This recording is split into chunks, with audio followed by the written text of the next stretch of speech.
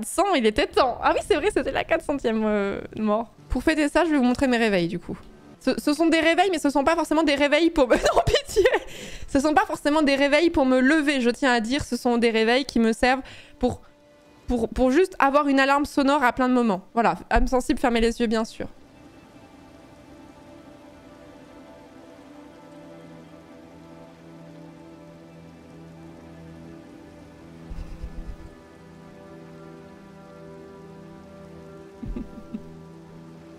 Mais pourquoi? Mais pourquoi pas?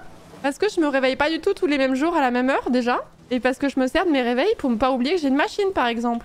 Donc forcément qu'il y a un réveil à 1h23 du mat. Bah oui, si j'ai fait tourner ma machine à minuit, à 1h23, faut que je me souvienne qu'il faut que je l'étende. Sachez que énormément de gens de mon entourage sont très triggers par le fait que mes réveils... quand je pars en vacances avec des potes, par exemple, ils savent que mon réveil, il va pas sonner à 8h pile, par exemple. Et ça les énerve prodigieusement. Voilà, sachez que je suis en minorité, mais mon corps, mon choix, ok? Si vous êtes contre ça, et bah vous êtes anti-féministe. Allez hop. Ça, c'est vous, votre réaction quand je vous ai montré mes réveils, ça.